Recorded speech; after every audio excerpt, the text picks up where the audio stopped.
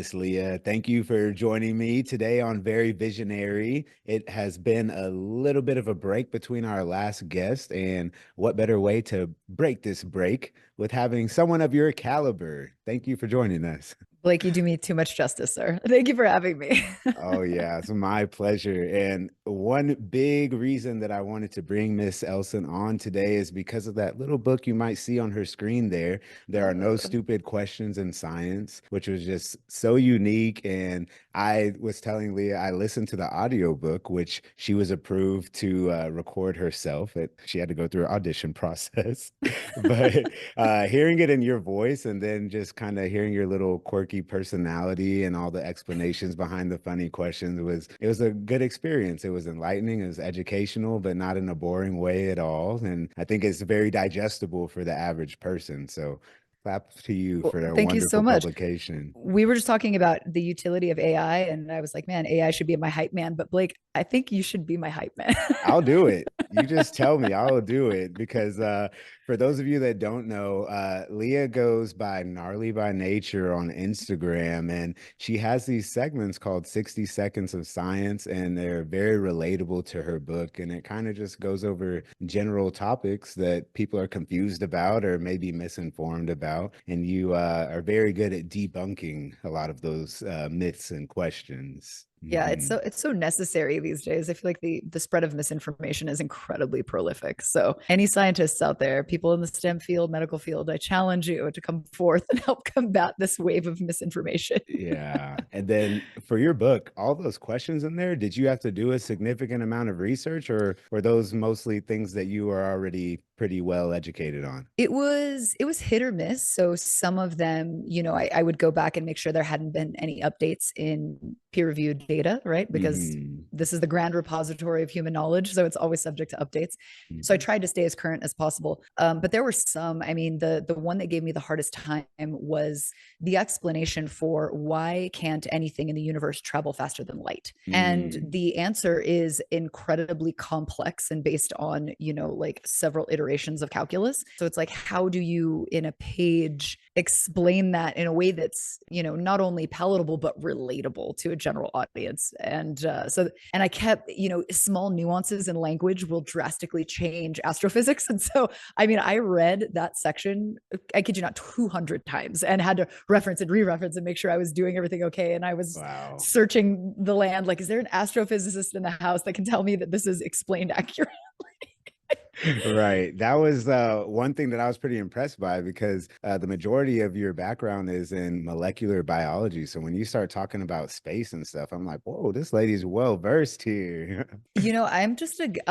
I'm a geek for geek's sake. I mean, the bookshelf behind me, a lot of this, I mean, I think this is lessons in string theory here behind me. I just love, if I had to do it again, I would do space for sure. I feel like that's my favorite section.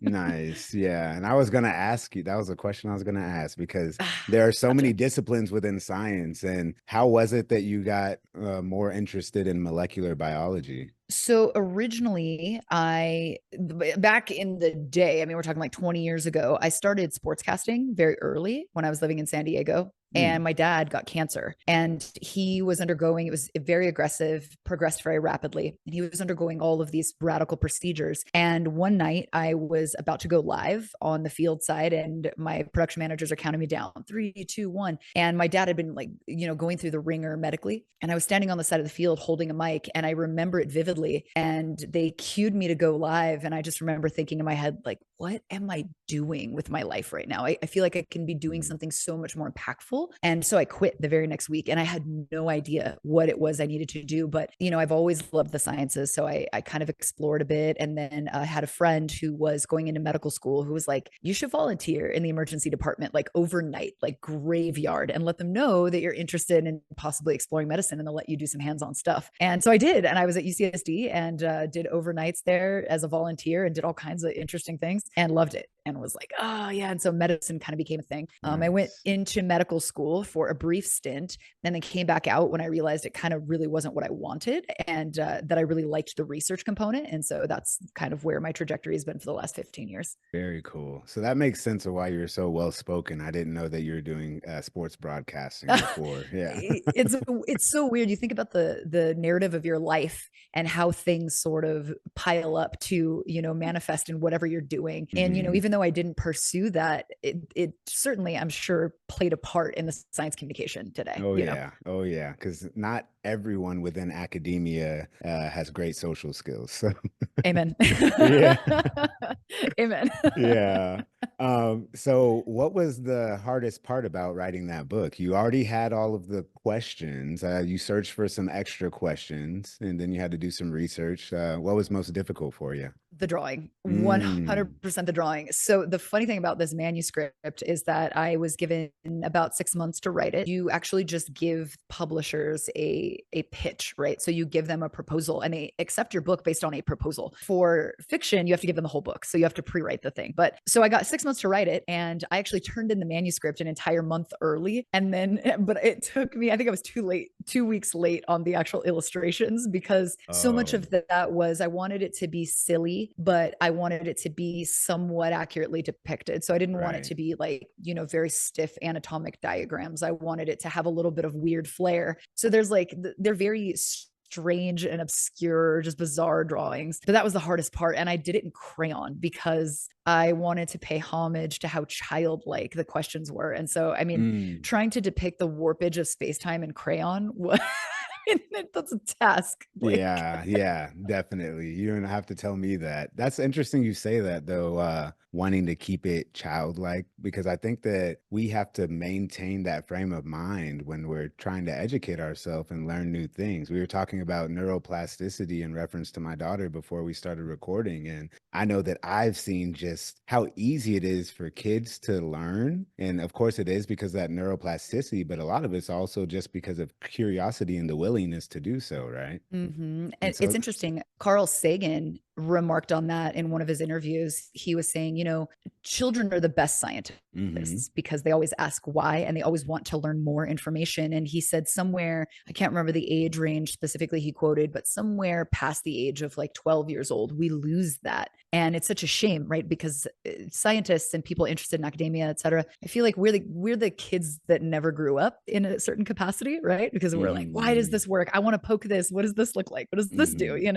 Mhm. So it's there's something I think important about sort of reconnecting adults with that childlike awe. Yeah. Sometimes we think of science and people look at it as this kind of dry, boring, monotonous topic, but really it's everything. Science is it's such a broad term to just say science, right? And then that's why your book kind of struck my attention, and then even the contents, because it does kind of cover all of those bases from science to molecular biology to anatomy, and all of those things all play off of each other and intercommunicate, and they rely upon one another to follow each of their own laws and rules, right? It's fascinating. And actually, it's funny you mentioned interconnectedness, because the next book that I'm writing, that I'm circulating, is based on how deeply ingrained our human physiology is to just sort of the outside world, and how Oh. deleterious to our health it has been that everyone has sort of Mm. moved indoors, how important it is to be outside. And I go through every organ system Mm. because that Mm. evolution is so deeply ingrained in the way that we work. And I mean, really, in the blink of an eye, from an evolutionary standpoint, we've moved all of our activities indoors. So nothing is regulated by sunlight anymore, and it's damaging to the body. And we're just now Yeah. beginning to find this there. And here's an interesting quote that I recently found the other day. This is hot stuff from the book, but they suspect that up to 250,000 people every year die from a lack of sun exposure. Mhm. That's I so believe many. it. I was blown Yeah. away. I was like, 250,000. It's And crazy. that's just in the US. They estimate the same in Europe as well. So I was blown away by that. But yeah, the interconnectivity of all of the Wow. sciences and everything kind of coming together. Yeah, I'm excited to see that. I've been actually drafting my own publication that kind of just goes Yes. through all of the basic aspects of our physiology and how someone can take that base knowledge and implement them to be a healthier individual. Oh, And that's so, cool, Blake. yeah, Yeah, getting the sunlight is so important. And of course, the science behind it is cool and it's good to know. But at the same time, it's such a simple health prevention intervention, right? So Along with helpful. being grounded and feeling the earth and experiencing nature. And all of that's related to being outside. But like you said, it's something we change so fast and we've normalized it. And Mm. the majority of the world doesn't see how detrimental that's been upon several other things that we've normalized, right? Of course, I love that. I love that writing idea. I think that's going to be really cool because you've seen it, you've done the digging, it's for the first time in human history, infectious disease is no longer a killer. Like we've basically eradicated infectious Mm-hmm. disease based deaths, right? Mm-hmm. In large part, right? Not in Right. totality, but and now it is we are dying at our own hands, which Mm-hmm. is unbelievable, right? And I Mm-hmm. think that the problem is people just don't know, and so somebody like you, being able to break that down physiologically, critically important, critically. Yeah, yeah. Prevention is really the key to everything. I mean, your father Mm-hmm. dealing with cancer, it's like with cancer, early detection is the number one way to save people, right? And those screenings. And I like that you said we've basically eliminated the risk of these infectious diseases because it's true. We have antibiotic therapy and we have all of these preventative measures and we have these amazing hospitals that are really good at treating disease. But of course, we come up with a solution sometimes and we have another problem that arises. So Of we have course. these bugs that are becoming extremely resistant to our Oh antibiotics and man. we have a lot of other hurdles that we have to tackle. But in the thought of abundance, when I think of sunlight, I think of abundance, and our access to information is becoming abundant. Our ability to compute and explore options and solutions is becoming abundant. Have you gone down the quantum computing rabbit hole yet? That's been my latest Oh science man. fascination. Recently, I've been trying, but I'm like, Oh, it blows my mind. And I just finished Michio Kaku's book Quantum oh, Supremacy. oh, okay, yeah, I saw that. Oh man, if for anybody listening, 100% recommend. He's a great writer and he breaks down very complex, heady topics very, very well. But yeah, you and I were talking about AI before we started, and he said, the kind of linchpin for our, betterment of all of these massive problems and helping us to solve these worldwide issues is AI coupled with quantum computing.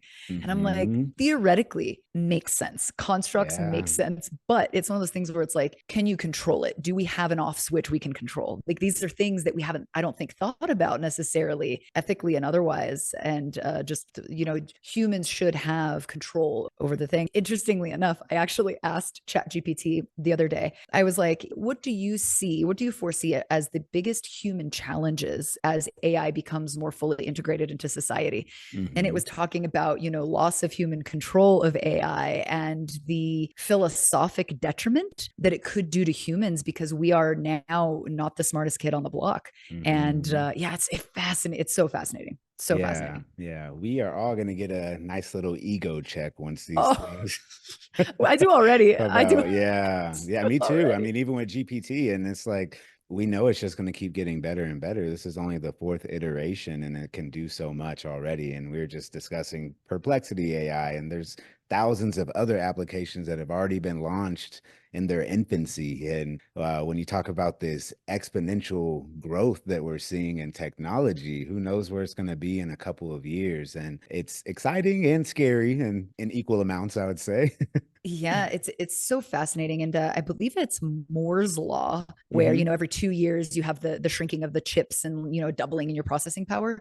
But we've now reached that upper echelon where we can't make chips any smaller; they're microscopic in size. Right. And the question is now that we're basically done with silicon based technology, and now we're going into this like quantum. You're talking about harnessing photons and ions and things. Hmm. Like, what is the new Moore's law? Because I feel like it's going to be way higher than double every couple of years. I feel like it's just going to Yeah. be this No, you're this right. skyrocketing thing that it's kind of like you've got this runaway train and like no one's really at the helm, and it's fascinating and a little horrifying but very cool. Have you heard of abundance Abundance 360 with Peter No. Diamandis. So Mm-mm. I'm part of this networking organization. It's founders, entrepreneurs, tech leaders, and so this year we talked mostly about AI and how it's going to reshape our economic landscape and really everything that we Yes. do. One big question that I had for a lot of these leaders is what they envision the singularity really looking like and that convergence of Sure. these technologies. Because, like you said, you get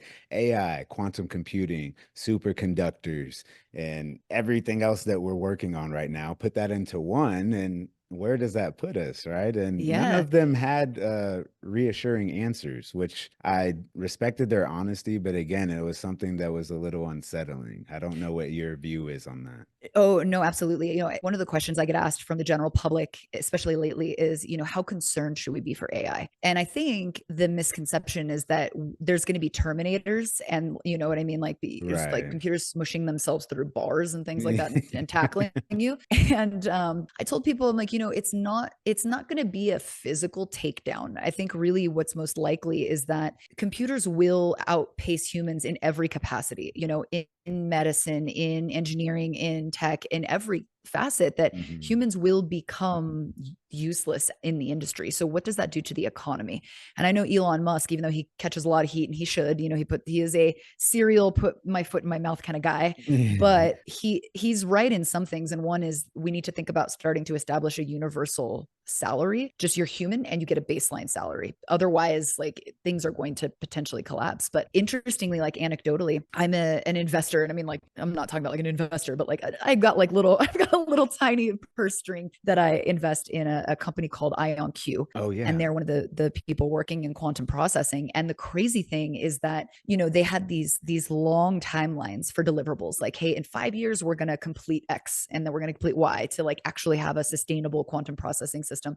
And they've been like a year, 2 years ahead on their deliverables. So it's like they are innovating, all these companies innovating at a rate they didn't even expect, Right. which is great. But then it's also like, okay, we need a count, like we need some sort of Jedi council to monitor this, right? Like we need a bunch Mhm. of Mother Teresas that are not involved in the money making. And they're like, all right, what do we Right. need to put into place ethically and otherwise for human protection?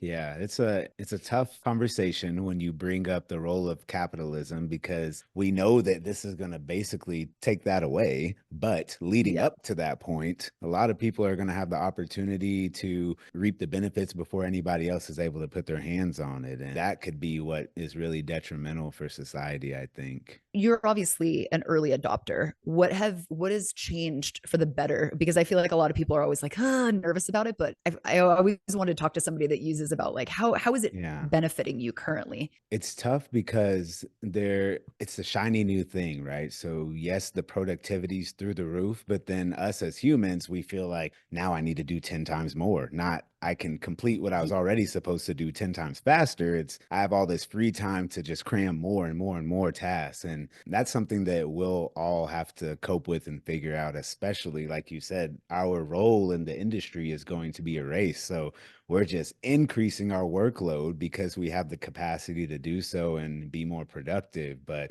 it's not Right. pushing us towards a 3-day work week. It's just pushing us towards more productivity, generate more revenue, and it's always more and more and more. So the Abundance 360, I love that that's the name because really this is moving us to a place of abundance. But a friend of mine pointed out to me that abundance isn't necessarily good. Like if we don't know how to handle having access to everything and as much as we want because we're already kind of naturally greedy and naturally gluttonous. And then, so Oh, if we don't have to sure. work for any of these things and we can get as much as we want, there's a lot of people that are going to take that for granted and abuse it just as we abuse many of the other gifts that we have. So, me personally, like, social media posts, those are things that I've never been a fan of. So, it's like, okay, this is easy to at least Well, organize my streamline thoughts this. and yeah, and try to Hmm. offload some of the things that we don't actually have interest in that we have to do. And I think that that can Right. kind of be utilized in any industry already as it is. I never considered it, but I feel like you're right on the money. That paradox of now that we can shrink the time we spend on tasks, we end up doing more work by virtue of feeling like we have to. Interesting post COVID malaise, people quitting their jobs of 40 years and living in a van and everybody being like, Hmm. what, work life balance. And now I feel Hmm. like, are we reaching the other side of that coin where now it's like, now we have the capacity to do work balance only? Yeah, It's yeah. like a And then 3 week work week now. You know what I mean? and the economy's tough. So it's like when people have more time, they're like, oh, now I'm going to get a side hustle. I'm going to get a second job. And it's just us doing it to ourselves. Right. But a lot of times it's so we can survive. So, it's another tough conversation in capitalism of the universal income. But with how many jobs are going to be eliminated, it will certainly be necessary. It's just unfortunately one of those things that's probably going to come way after a lot of destruction has already taken place. I think what people don't realize is how integrated AI already is. Like Right. every automated system, even like a phone call, when you call, like, say, your credit card, you get a weird charge. AI is screening your calls before you ever make Hmm. it to it, so, and it is, you don't notice it, right? And it's sort of Right. this like very small, pervasive stepping stones, but it's here, and to your point, I think that it's going to be a blink and oh my gosh, what happened? No, One of it those really will. situations. It really will. I try to remind myself that I'm hyper aware because I'm a user and I'm learning about it, but the general public, it's still out of sight, out of mind. It's operating within their life without them being aware. And this technology, in theory, has been around for over 70 years, I think, and then actually being applied and developed maybe like 40 years, but that's still so much time. And then again, we talk about the growth curve and Moore's law, and it's already been developing for that long. So the next 10 years should be quite interesting to say the least. I don't know that anybody truthfully can accurately predict what it's going to look like in a decade. Even people in the industry, I think everyone has Right. outpaced their own innovation. And even OpenAI, when ChatGPT started taking off, they even admitted, they were like, we don't know how its algorithm works technically. And a lot of it, the crazy thing about AI is that, you give it parameters. You say, here are your beginning parameters, and I want you to meet X. And it's different Hmm. than traditional coding, right? Because in traditional coding, you say, here's your beginning parameters.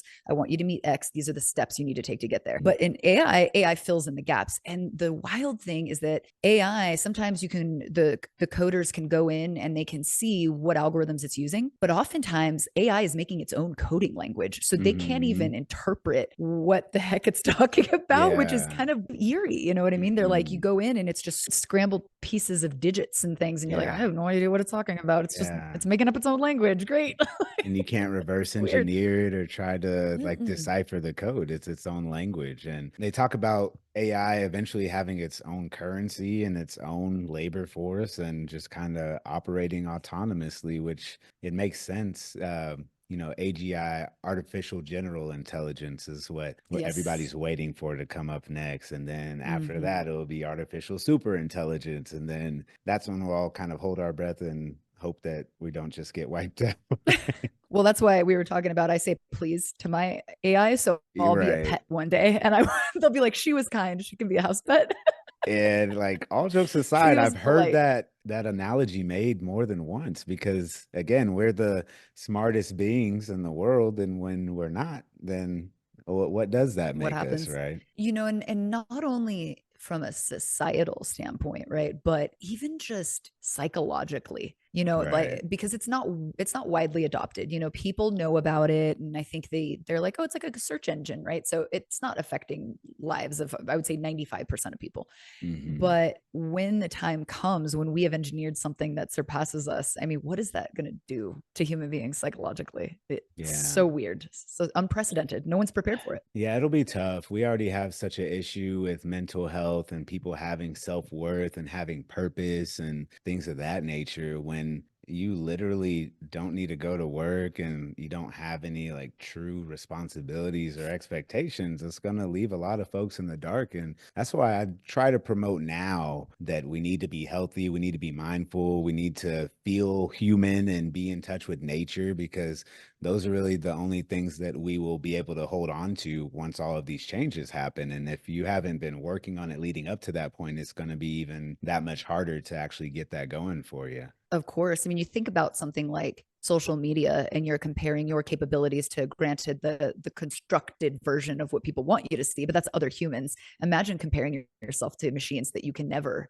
in your wildest Mm. possibility, measure up to in certain capacities, right? And I think that's what I like, the vibe of your social media, because it's always very holistic. It's always very greater picture. You know what I mean? So, Yeah, I try so my I dig what you're best. doing, Blake. Yeah, it's so easy because again, I could use AI and make a B-roll on my videos and have the AI talking on the captions. And I just want everyone to understand that the human connection is the most valuable thing that we will have amongst us after all of these changes take place. But again, it's really hard to get people to understand that when they don't even see all of the things that are taking place behind the scenes, right? And it's like we said, out of sight, out of Yeah. mind. So And sometimes I I sound a think little crazy. no. I totally get you, because I think a lot about, we were joking about bird watching and how quickly it Mm. sneaks up on you. But one of the things that I've been trying to prioritize is not getting left behind, not being a part of a generation where I'm suddenly out of touch. So it's good to talk to somebody who's an early user and adopter and like has integrated it into certain aspects of what they're doing, because I'm like, okay, we still got a handle on this. It's okay. Yeah, We got this, yeah. Blake. And my big thing was that drew me towards AI because I'm like, okay, artificial intelligence. Again, me, I'm so focused on the natural. So I'm like, Right. what differs this artificial intelligence from our human intelligence? And then on top of that, what situation are we going to be in when we've artificially given ourselves the opportunity to be more intelligent? Because again, the Right. convergence of technologies, Elon Musk, the Neuralink chip in your head, I can only see it as a matter of time before people have the option to be forever connected to the internet and just Of upload course. information to their minds. And that's kind of strange to me. Well, one of the things that is sort of it is a long way away, but something to consider, is the next real step as a species is interplanetary travel, colonizing a different system, because there's a finite lifespan to our sun, and not to freak anybody out, we still have got like another 4 billion years on the clock. Right. Got a little while, but eventually the Mm. sun will run out of fuel and it will explode, and it will eat Mercury and Venus and Earth, and the solar system will fail to be a solar system anymore. And so the only way for our species to survive, and if we even make it to a couple Right. thousand years from now, not to mention 4 billion, but we would have to leave. But human organic matter is so frail, and so it's like Mm. the next step in human evolution is some sort of, either we upload consciousness to a machine that doesn't break Right. down, Hmm. or we become sort of, a very cyborg kind of hybrid thing, where it's like maybe an organic brain connected to some sort of mechanics. It's a strange out of Hmm. body thing to think about. You're like, this is Yeah. sci-fi, but it's not. It's truly happening. And they Uh, actually, it wasn't too long ago, it was like maybe a month ago, they were able to code, from the human brain, like the play out of a memory, like a full memory. They were able to like digitize it, Oh. and they mapped it in the brain, and they're like, this is exactly what it looks like. And so I think Oh. they were trying to find a way, like, could we potentially decode it? We know that that's it. Could we decode it and make it into a visual? But I mean, it's like, it's here. It's Mm. truly here. Wow. Yeah. I mean, I saw something a few weeks Oh, ago that they're working on communicating with animals, right? And being able to translate animal language. And the joke, they're like, we might not want to know what they say. I'm like, we definitely don't want to know what they we say. no, they're going to be like, you guys are idiots. Yeah, What are you yeah. doing? But Well, again, they maybe it's an just opportunity for collaboration, right?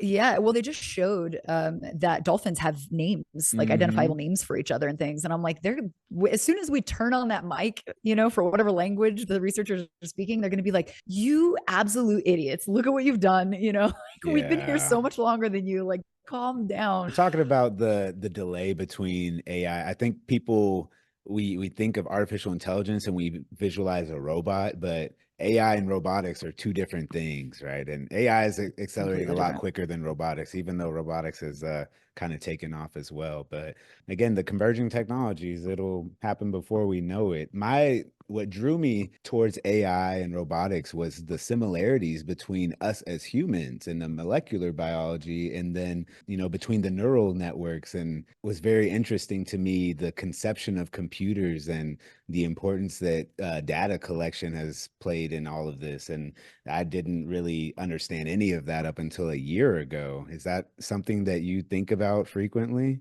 Oh my gosh, I love that you brought this up because I just was talking about this to somebody the other day. I was talking about like simulations, AI simulations. You know, Hmm. you can the way in which they've tested AI is like, hey, I have a head unit and a body unit and two leg units. I want you to get from point A to point B as efficiently as possible. And the interesting thing is if you let the computer go, it will enact evolution. Like it will first, like the body will kind of tumble and AI is like, okay, I didn't make Oh, it, let's yeah. remake it. And then it will like roll awkwardly and it will, but AI doesn't know anything about gravity. It doesn't know that it has to use both of its legs. So sometimes it'll just drag its legs behind it. But you watch the way that AI teaches itself through algorithms just to meet the goal you give it. And I mean, I'm sitting there like, this is the evolution of mobilization. We're watching it we're taking all these millions of years and just crunching it down into, a few seconds. And Hmm. I think about that all the time. And it sounds conspiratorial. And I feel like sometimes people are like, oh, here she goes, like mad scientist. But I'm like, we very well may be a simulation. You know what I mean? Like there Hmm. might be a higher power, but that higher power could be just like the most brilliant coder in all of universal history. You know what I Hmm. mean? Hmm. And you think about it, and you think about the way that DNA codes and translates to things, and you're like, this is a very like binary type system. This is very Right. eerily similar. Right. So I Yeah. think about it often. Our DNA is in a way simpler than some of these AI algorithms. And Oh, absolutely. if you look into epigenetics and how our behavior affects our code, right? And I Mm-hmm. mean, computers can be hacked and recoded and upgraded, the software, and it's like all of those concepts within the computer you can really apply to yourself. And it's made it easier for me, especially when you're looking at behaviors. And we it's natural for us to procrastinate, or maybe even just have thoughts of self-doubt, right? And there's Mm-hmm. there's little things over time that I try to explain, like our behaviors control our code, down to our Yes. genes, right? And we do have so much control, but it's just, are you going to be the coder, or are you just going to be the product and let everything in your environment be what's coding you? Yeah, super poignant. And it's something that I'm sure you take to heart as somebody who's very, very big preventative medicine proponent, right? Because you think about like external stressors and what that does to your like cell protective capabilities and things, just tanks, and you've got flooding hormones full of cortisol and things that are modulating your DNA. That's sort of the Hmm. end game. And you're like, oh, like you're actually trashing your system and experiencing certain emotions, which is so strange. It's something you don't think of. Like emotions are very ethereal, but it is a Hmm. physical, very physical thing. Yeah, and it's funny that you bring up the simulation topic, because that's something that I've heard Neil deGrasse Tyson mention, and I was going to ask you that because I don't know if it would make life easier or harder if that's how we looked at it, because then you can gamify things and maybe not take it so seriously and understand that you are just laying the foundation for the next life form that's trying to figure out its own path as well, right? Sure, sure. Yeah. And I think a lot of people get lost in the philosophy, and they're like, well, they ask me a lot, like, how do you find meaning if you think that, we're a simulation or we're just a stepping stone? And, really, I'm like, well, that's such a beautiful thing, to be a part of this grand landscape. It's almost like how boring would it be to be at the top and that this is as good as it gets, but to Hmm.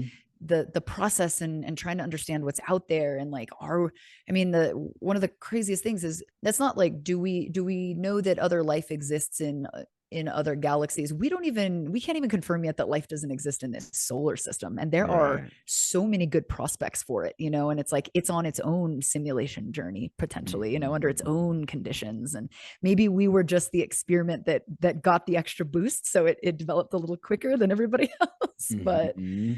it's Yeah, but fascinating. I mean, even if you think about the structure of a cell, I think that everything is kind of a microcosm of itself, right? And Of so with course. the solar system and the universe, it's like you look at the planets, huh, those kind of look like cells, right? And Right. then us, how we operate as one big organism of humanity, like we all rely upon each other and we all do our job and we all have a role. And it's like we tend to overlook the fact that we need all of those other players. And the same way, if you take away your arm, that's very disruptive to your body. And we're all just Right. cells within a life form. So I think that the simulation play is all about perception. I feel like depending on how you look at reality in the world, you could say, yeah, of course it's a simulation because we're just a small piece of a larger organism. And then Of maybe our course. cells are a simulation within us, right? And Yeah, you think about, the staggering amount that like 99%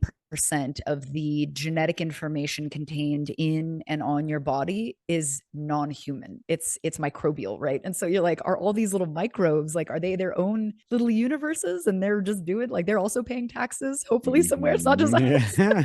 Like, Oh, I it's think wild to think about. our microbiome has already witnessed the singularity. So, they're out of the capitalist market and everything, right? All right, nerd Exactly. They're question. like, you guys are way behind. I have a nerd question. What's your favorite element on the periodic table? Ooh, I'm a very big fan of fire and explosions. And something that Hmm. not a lot of people know is that pure sodium reacts very violently with water. Like, you can take a Oh, little cube of sodium and toss it in a pond, and it'll look like you tossed a grenade. So interesting. probably sodium. Is it molybdenum? I can't remember specifically. Oh no, gallium. Gallium melts like at room temperature, so you can have like a piece of gallium. And like a funny chemist joke is to make a spoon out of gallium metal. It looks like a regular spoon, and then you like hand it to a friend for like a tea party, and then they stir their tea, and the spoon will just dissolve in their tea and in their hand. That's funny. Interesting. Why have I heard of gallium? What do they use gallium for? That's a really good question. I mean, I assume because of its like very low melting point, it's Hmm. probably something that has to do with like Maybe that's why I've fluid heard of it. metallic processes. Yeah. Yeah, I'm yeah. pretty sure it's gallium. I could be misspeaking, but I would bet money on it. If you were to be like, yeah, bet some money on it, I bet it's gallium. Mine's boring. I like gold. AU. You Keep know, it simple. predictable but classy. That's Yeah, very right, classy, very right. classic. You like that mine was like, yeah, you can prank people and you can blow stuff up. Right. I'm Yours not was like, surprised. I Right. like gold. I like gold. I love it. That's Um, amazing. so with you and your research, how long have you now been in this field? So I'm doing peripheral nerve regeneration and repair right now, and I'm in my third year. And it's interesting. I talk to a lot of younger scientists. I think gone are the days where, as a scientist, you lock into a single specialty and then you kind of do that for 45 years until you retire. I've actually now been in oncology and ortho, biotech, and biotech in a couple of different capacities. But this particular one is in neuroscience. And everyone's like, that's so wild that you've bounced around. I mean, it's all under the umbrella of human medicine, right? And Hmm. physio. So it's a pretty small learning curve when you switch over. Hmm. But it keeps it exciting, you know what I mean? Because you kind of like wiggle your way around and you're like, what do I like that I don't have to commit to for the rest of my life? Then if you get higher education in sort of broader aspects, like I've got a biostats degree and a biotech degree, it applies across whatever it is you're studying. You can apply it to Hmm. basically everything. So I'm Nice. kind of an oddball in that way, you know. Uh-huh, uh-huh. I like that though, But because again, when we talk about all these technologies, we have research. I mean, the whole landscape has changed. We have more access to information. And I mean, when we get AI collaborating with us on the research and then finding the solutions to these things, it'll just the whole, I guess, route of developing these drugs and therapies is going to be mhm. dramatically shortened. Oh, dramatically. And I mean, there are issues with, like, let's say parsing out issues with genetic code for for cancer. Let's take cancer, for instance, a great one. So cancer, you don't just have like a mutation, one mutation, you get cancer, right? It follows Right. something called the multi-hit model, where you have to break down a bunch of checks and balances to actually have a tumor form. But in order to map out like all of the cancers that exist and figure out, what is the combination leading to these cancers. So in the future, if we wanted to do gene editing and sort of like help to scour the gene pool that a person has, or the genetic code a person has, their genome, to see like are they prone to it, are they about to get cancer before it actually takes hold, we would need like 1 billion years on a digital computer, our most powerful computers today, to process what that data is, because there's 20,000 genes in the human body, and there's so many possible errors that can occur in some of these like tumor protective genes. It would take 1 billion years, a bit, like that's crazy. But Yeah. with quantum processing, it could take like 2 hours, which is incredible. That's so crazy. So it's like some of these big problems, integrating AI and things, you're like, man, like human disease and starvation and climate change, like these things we could solve. Mm-hmm. But what's the Mm-hmm. flip side? Like, Yeah. again, what's the flip side of that? Right, right. And So I love that you say that.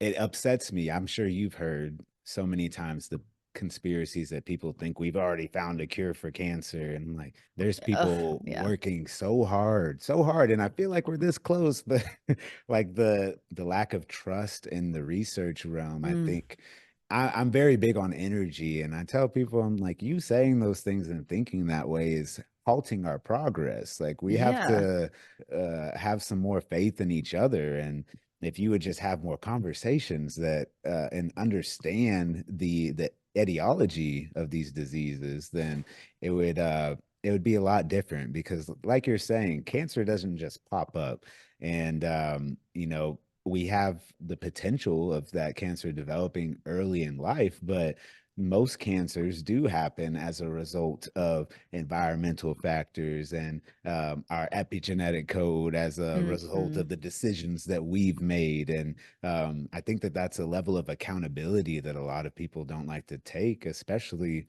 those of us who have lost people. And it's hard to accept that maybe it was sure. preventable to an extent, right? Oh, sure. I mean, my dad, he's still alive, but he's run a pretty nasty gamut. He had a 4-quarter procedure. We had to have his arm amputated for Mm, cancer. And this was a guy that, I grew up being taught how to build cars with him, and he was a pilot and all of these things. But he was also a smoker for 40 years. And so mhm, it's one of those mhm, things where you're just like, oh man, like human beings, like they have their vices. And mhm. I think people that when they dig their heels in and they want to be science averse, it's doing them a disservice, because Right. and that's why I do science communication. Like I don't get paid to make videos. I do it in my free time because it's such an important thing to do, is to unite a very science averse public to its scientists, because we're in an age of science and technology. And if people don't understand, I always say it's not their fault, it's ours, Mhm, because mhm. how are you to expect somebody who didn't necessarily have the ability to go into higher education? Because what we've learned is so, I mean, think about the things you've learned, like complex, you know what I mean? Yeah. And the average American doesn't have this capability. And so it's sad. And I what I do really not like is seeing my colleagues turn their back on people, which I get because the Mm. public can be abrasive, but it's Yeah. because they're scared. Yeah. And so I always say, like, if you take the time and break it down, I've got a lot of converts, I like to say, like I have a cult, but I have so many people that thank me and they say, I didn't even pass science in high school. Like I hated it and I was the biggest conspiracy theorist, but you've made it palatable and you've made it helpful and enjoyable. And sometimes now I look for scientific articles because I'm interested to know more. And that's, Mhm. that's the biggest compliment I could receive as a scientist Yeah. and as somebody knowledgeable. And I'm sure Mhm. you probably feel that way as well when people come to you and they're like, oh, I feel better. I did this, or like my life has improved. And you're like, Mhm. heck yes. Like, Yeah, yeah, because welcome to the cult of sometimes Blake. yeah. I mean, because sometimes the solution is so simple, but I always remind people that it's up to you whether or not you're going to let the solution be a possibility. Sometimes we hear things and Love we that. already feel like we know what the result's going to be. And Mm-hmm. as simple as getting sunlight, I tell people that all the time. And I know that there's people who roll their eyes or they just already know that that's not what's going to fix their problems. But when it comes to depression, we Oh, have to huge. try everything. We have to try everything, and we have to start small and start with the basics. And I see people just going towards the big shiny new thing, the medication that's going to change their, or Yeah. the therapy, and just really being outside of themselves. And I think that Hmm. we as beings, if you understand how intricate the processes of our bodies are just on their own without us trying to do anything, that should make you feel empowered to at least use your mind and make decisions to try to do anything else because all of this Of is going on course. regardless of your willpower or your mood that day. And we're so resilient as humans, and we have survived through so much as individuals, and we've survived through so much as humanity. And I think when we give ourselves credit for that survival and also give each other credit for everyone else's role that they've played in that, Hmm. it just makes things so much easier for us to explore. It's so much easier. And, I think it can be empowering because I know you know this, especially in kind of the health industry. People feel very disenfranchised because they don't know what's going on with their body or they don't feel well, chronically fatigued, what have you. And so I feel like championing your health and not by, like we said, kind of taking the latest $300 shill supplement, right? But really truly Hmm. kind of understanding some of the underpinnings of human Hmm. physio. It's empowering. You're like, you get up and you're like, I oiled my machine today. I went Yeah. lifted and, like, Right, I took my right. vitamin and I feel great. Hmm. And yeah, so it's so important. And as we kind of said in the beginning, it's crazy that now the plague of humanity now is what we're doing to ourselves, and it is preventable, and that's really sad. So I'm so stoked that you're writing your book and I'm Yeah. Oh writing mine man. And because I they're put it out there in the ether. It's been a slow process, but now I'm gonna really put my foot to it, and maybe we listen, can now have a release you are party. very accountable. You are accountable now to this podcast. Yes. Yes. I love it. Since you talk about sunlight so much, I might ping you and have you write like a forward from mine since you've already been. Ooh, I would be Since, honored. Yeah. oh, it would be sick. I would love to have you write a forward for it. It's so important. I mean, we think about energy. I hear people say like, "Oh, I just had this crash. I have no energy." And then I ask them like, "When's the last time you've been outside to feel the energy that the universe is giving us?" And Yeah. usually the answer is not very recent, right? And I know that me personally, when I check all of my boxes, I feel amazing. And Yes. sometimes it works to your disadvantage because when you're so structured, one little thing is off and you can really tell the difference. But Exactly. a lot of people don't know what it feels like to feel good. Yeah, and that's another sad thing is the lethargy and people, I have so many friends that, they kind of subsist on like a fast food lifestyle. And I always talk about that. Like I eat very clean and I work out, 5 to 6 days a week. And when I do have like a bender, when I'm like, okay, it's gonna be a cheat meal today, I Yeah. feel so terrible. And I often think like, man, I can't believe that people feel like this all the time, and it's just Mm. they don't know. And then you kind of get Hmm. them out of that slump and it's a revelation, and it's awesome. Hmm. Like Hmm. I love seeing people kind of turn a corner like that Yeah. And my and feeling audience empowered. needs to know that Leah is just as strong as she is intelligent, that she works out the brain and the skeletal muscles, which is Listen, important. I stopped powerlifting a while ago and I was in the sauna and there's, like you see the gym regulars and somebody was like, man, like, like you're super fit. Like you're so strong. And I looked at him, I was like, bro, straight up, I'm fake strong. Like I used to be strong, not so much anymore. Like I'm just trying to live at this point. Yeah, and that's the thing. You get to a point where it's like, okay, longevity is the key, and me lifting Yes. heavy stuff as frequently as possible is not going to help me Not live the any thing. longer, right? Let me ask you this, like, since I mean you were very obviously in tuned to human physio and health, since you've had a daughter, how Mm. has that, I'm assuming that has probably intensified, or is that something that you consider when you're doing these things? Yeah. As far as like my research and my understanding, all of that I think is to directly benefit her. I want her to be someone that is educated on these things as early as possible. And the curiosity that our children have, I think that if we lead them in the right path, they can just absorb so much information. And Yes.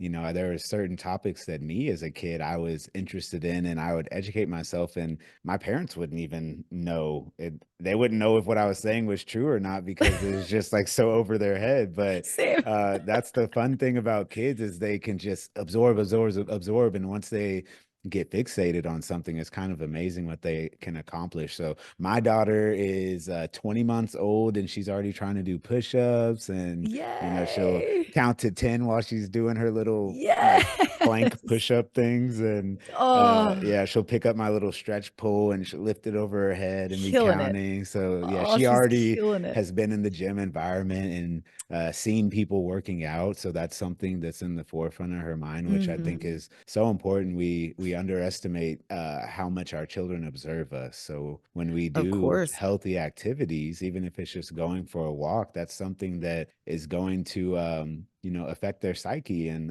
change their expectations and change their interests. And Oh, yeah. the hardest part, I think, is working for myself and being so interested in so many things and having access to all of those things, managing the time and trying to keep her from seeing me consumed in technology is Right. something that I've really just tried to be conscious and aware of, because there's only so many hours in the day, and Hmm. I'm sure you can imagine current life and insert child.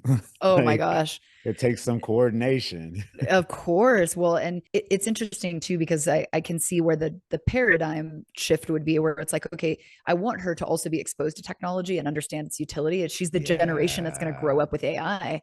But by the Yeah. same token, like at what point do you unplug? Like, all right, let's just be humans for a little while together. I catch myself all the Hmm. time. I'm like, content creating and all these things. And I'm like, okay, for the next 2 days, like, it's gonna be idle in the background, and whatever Hmm. happens. Like, and nothing is that important on social media. I need to Right. unplug. I had one of those moments today where I was at the gym and I could feel myself getting anxious because I was like, oh gosh, like I got the content I got to make, and whatever. And I was like, no, like I can actually feel myself physiologically getting Yeah. anxious. And I was like, no, no, no, no. Like it's good. It's done. Like next few days, done. Like you got to kind of Hmm. cap yourself.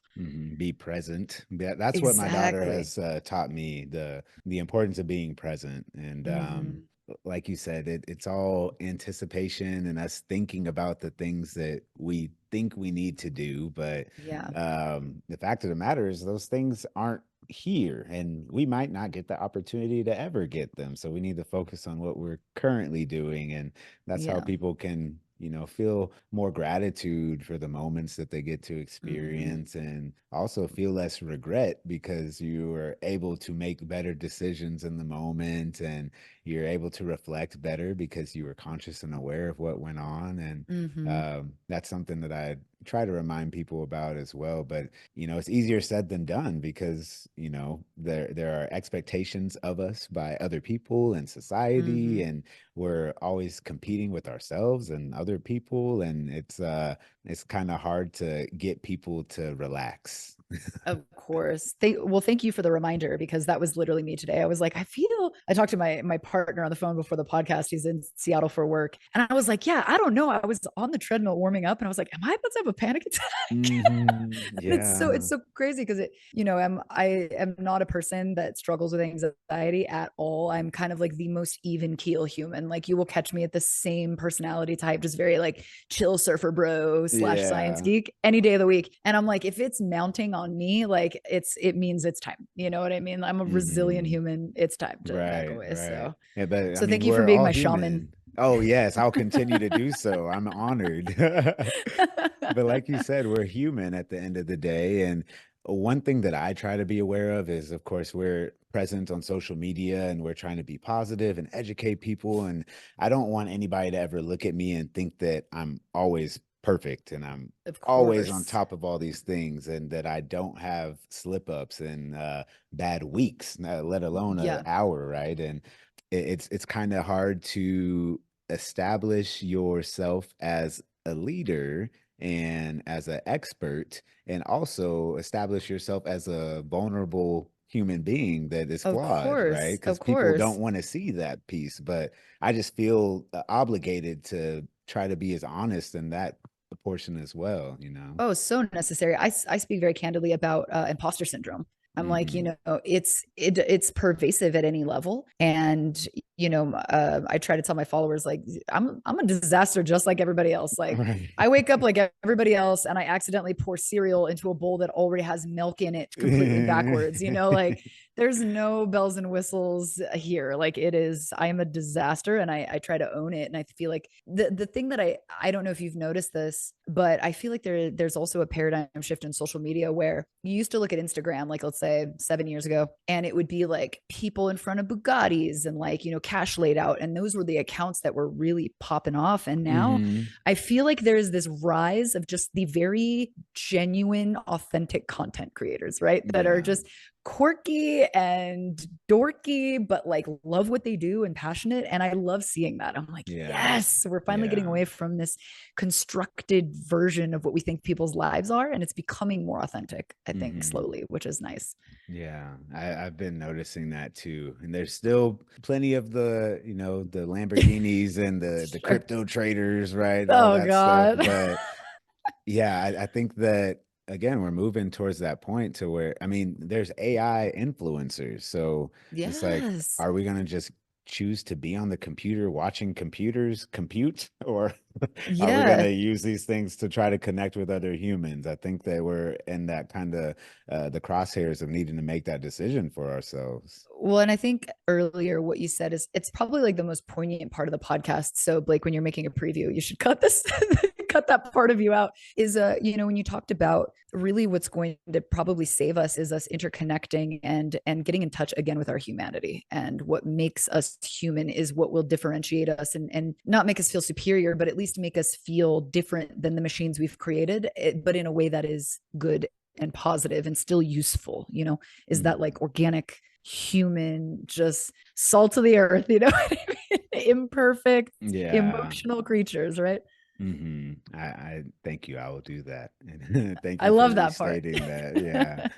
Yeah. What is your view on evolution? Because sometimes I see AI as possibly being our next leg of evolution. And I have said over the past few years when I watch sports, for instance, just if you look at these athletes now compared to 30, 40 years ago, that's evolution right before our eyes. Oh How man. I mean, they can do literally twice as much as people could do previously. So there's that piece, but I know that, evolution is kind of it's a theory. It's still a sticky topic. So what's your thought on that?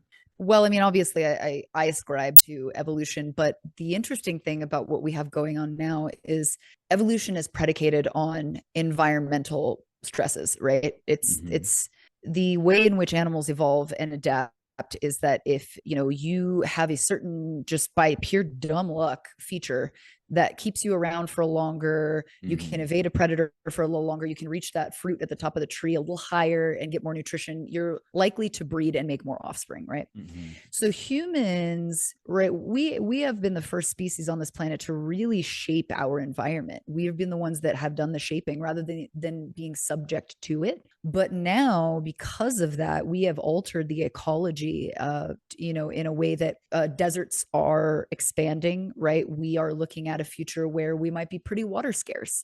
The human population is growing exponentially. And so machine learning and AI and quantum computing and all these things we've talked about, that is a necessary adaptation that humans are making consciously rather than just by genomic mutation that is going to give us an advantage because the things that threaten humanity as a species we can solve with these machines. And so I think humans have one of two options. We can develop this technology to help us solve these problems. How do we feed a growing population? How do we maintain clean water? How do we do all these things? How do we have sustainable energy so we don't choke ourselves out at some point in the future? Or we don't adapt and then our species dies out, right? And something replaces us. So I Hmm. think it's a really interesting thing to consider and not something that I've ever talked about, but just on the fly, being the first thing to ever shape its own environment, at least on this planet, we will have to also shape our own evolution Mm. and or be subject to what we've done. Hmm. And I think the only way to do that is with something smarter than us, because Yeah, we little obviously haven't been able to figure it assistance. out to this point. And Mm-hmm. we can't make decisions. That's one thing I was hoping that we would see Moore's law take over and maybe AI would be ready to be president because I just think that decision making can be improved across every realm. And I don't want to like make it political, but even in the medical field, a doctor having a reliable AI assistant that has access to all this information and can think logically without bias, because healthcare disparities are a very real thing. Huge. Fatigue is a very real thing. Decision fatigue is a very real thing. And so, all of these areas where very big decisions are made that alter people's lives, I think that that should be the first place that we're trying to put this upgraded version of AI and at least see how it can, help us out. Because, like you said, we're not doing a great job. So, what would be the harm in at least having Of course. something else to reference to, right? There was a really interesting study that was conducted where they have AI screening software for job applicants. Hmm. And what the AI decision making was predicated on was the past patterned decision making of HR. And what was crazy, what they found out is because it was predicated on pre-biased human decisions, just Hmm. not even malicious, but just subconscious, that the AI then began to, in a biased way, select candidates through their resume.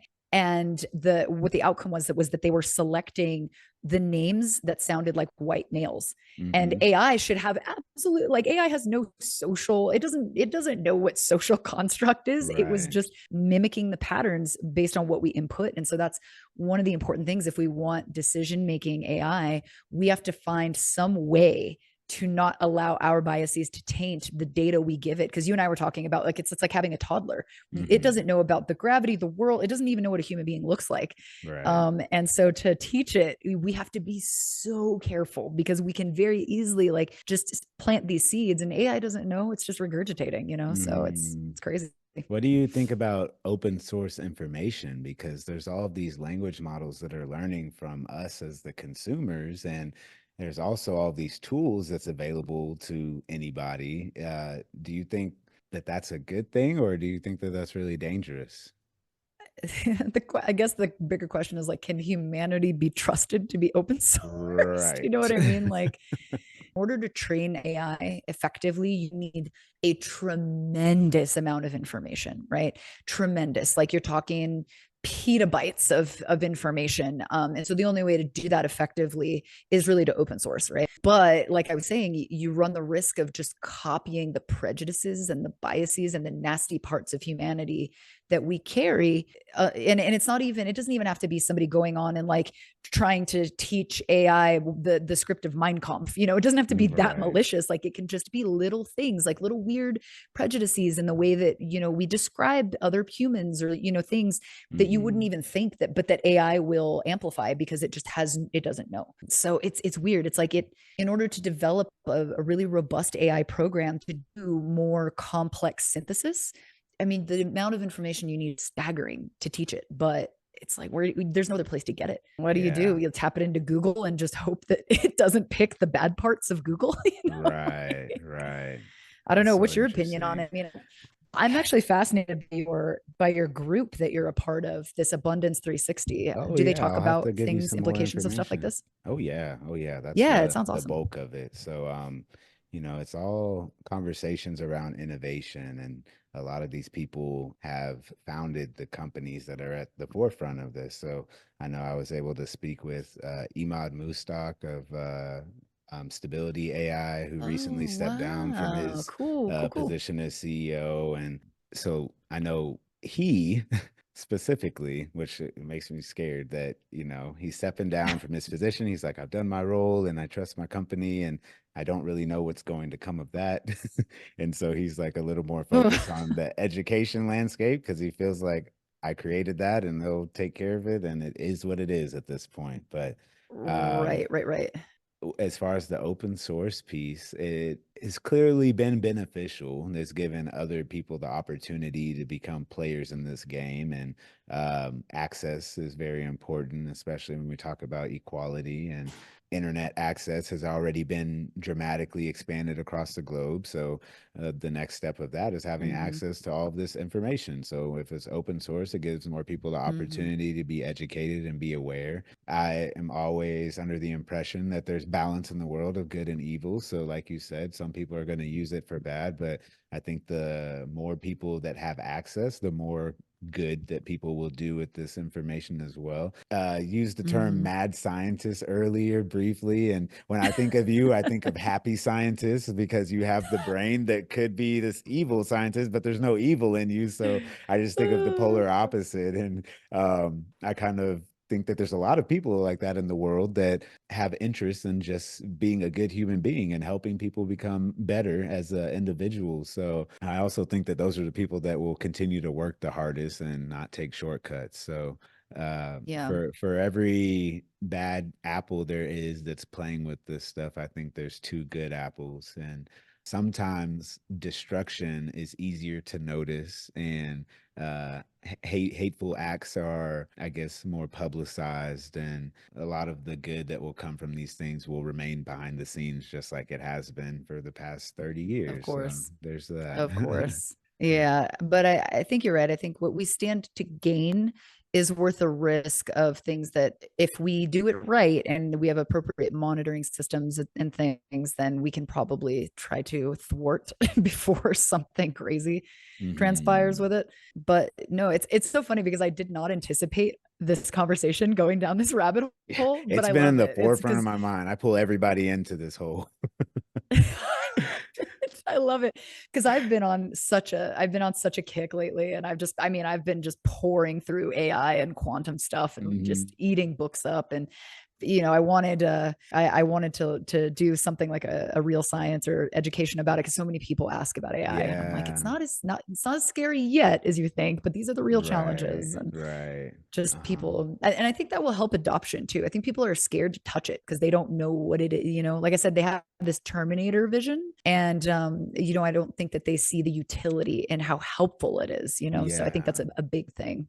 It comes down to access again. I don't want to see so many people get left behind. And I know that there are a lot of Yeah. business owners and educators and everything in between that are already utilizing this information in its infancy. And then they will be better equipped to use it when it's advanced. And everybody else will be trying to Hmm. understand the foundational piece of it still. So that's kind of interesting to me. Again, thinking about my daughter, just want her to be in a situation where she's getting the most relevant education, the most relevant information, because, right now, I don't know if it's necessary for these kids to be learning the dates of the battles and the world wars or civil wars or whatever when there's all Yeah. of these things happening right now in their face. Yeah, yeah, and that's another interesting thing is, will I talk a lot about the just with friends, the evolution of access to information, right? And you think about the Right. lens with which events are colored, right? And who's writing the narrative and what is the actual truth. And you look at like our parents' generation, right? And they're like, well, Fox News said, and you're like, yeah, but Fox News is very biased, and a lot of their information is very wrong. And so we are in this era where I think a lot of us, like, we get information kind of at ground level, right? Like things going on in Gaza Strip right now, like the most reliable information is coming from people there, like citizens that are filming and giving accounts of what's happening. And if you compare Yeah. that to traditional media, it's completely different. And one of the things is like now that AI is becoming a thing, like what is the next generation going to rely on for their information? Will it be AI, or will there be somebody behind the scenes controlling AI? Because I feel like Mm. now even social media is becoming censored. Like I know for a Mm. fact there are things that are suppressed, like people coming forward and talking about things that get censored on social media. So now social media is kind of not becoming a thing. But like if you were to ask ChatGPT, like comb the internet and give me a summary of, the current circumstances over the last 24 hours in Rafah or whatever, whatever the case may be, would Mhm. it give you an accurate depiction? Or, Mhm. what, like it's an interesting thing. Like, is it going to be our next objective source? I don't know. I think that's the goal. And I know there's people working on like AI fact checking, right? And things of that nature. So it's Mm. like every issue there is with AI, it's like AI can also be the solution, but it's like which is going to come Yeah. first, the chicken or the egg, right? Exactly, exactly. And there's like there are committees and subcommittees trying to Right, do this at right. every level, I'm sure. And that takes a lot of collaboration and communication that is possible, but it just has to be very intentional. So, Yeah. again, I'm an optimist. I'm a techno optimist, and I'm a futurist, I would say. And I think that it is egocentric and selfish for us to think that the world is going to end in our lifetime. Like all these other things have happened over the Yeah. past, however much of millennia, and then here we are Mm-hmm. having this human experience and getting all of this external stimuli and information fed to us intentionally, and it stimulates Mm-hmm. fear. There's fear in the unknown and the uncertainty, but I think if people would do their due diligence and try to explore these topics and get some facts for themselves rather than just letting the sources feed them, then Mm-hmm. we would all think a little differently, or at least be able to think for ourselves and draw our own conclusion to things. Of course. And I feel like conversations like this are super useful. You know what I mean? Because I feel like I was thinking, like, man, if I didn't know anything about AI, but I heard this podcast, I feel like it would be pretty helpful. I feel like we covered a Right. wide variety of topics, at least to give like a baseline level of what's going on in that development world and some of the Hmm. implications, and I think more people should, again, like fear of the unknown, as you said, more people should talk about it, more people like us. So if you have a Hmm. mic out there and you know about the tech industry Yeah. and you're also a futurist, And put it out there. even more simple than that, people just need to have more conversations. And Yes. there's a site called Pick My Brain that I'm on that a friend of mine developed. Her name's Maxine Cunningham. I'll give her a shout out.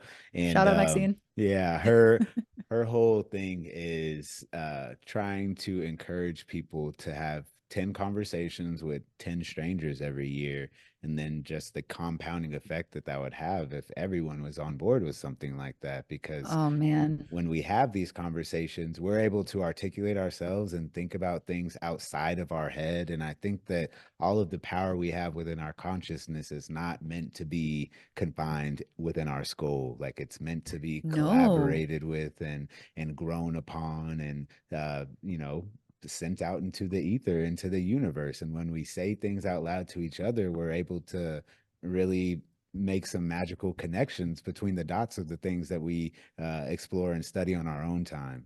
Yeah, no, I mean, it's absolutely right on the money. And you think about how much of that we've lost over the last few years, in Right. lockdown and all of that. And I think that return to form is so critical. And especially in a world where it's very divisive, like politically, it's very divisive. Socially, it's very, you know what I mean? Everyone is pitted against everyone for really no reason. And I think Right. that's such a cool concept, is to be like, you're going to talk to 10 strangers and they could literally be on the opposite end of the political spectrum from you, Hmm. but Or your job is opposite to be end of the civil and world. listen. Or Hmm. opposite end of the world, your job is to sit Hmm. there and listen and be empathetic and just be a human. I mean, Yeah. what a critical thing to bring into the world right now. Yeah, yeah. So I'm really excited for her project. And now, after this Congrats, Maxine. conversation, no, yeah, I have like 12 people that I'll need to introduce you to after we have this conversation. But Yes. yeah, oh goodness, I don't even know how long we've been talking, but I'm not gonna hold you up too much longer, Miss Leah. This has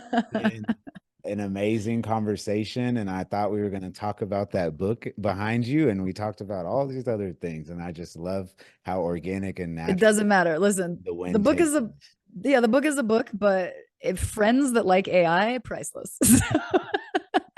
I agree. But everyone needs to check out that book, especially if you have what you may think is a stupid question about science, because, like Leah says, there's no stupid questions in science. And some of those stupid questions have a lot of very cool answers and facts behind them. So that's a good starting point for people to just gain more curiosity into this very vast field of science. Like I said, she touches on several different disciplines and again has narrated her own audiobook. And if you've enjoyed this conversation, then I think you should listen to Leah read the book to you and experience it in that way, because you really get to feel your energy and see the passion behind the work that you put into it that way. Thank you, sir. I appreciate you.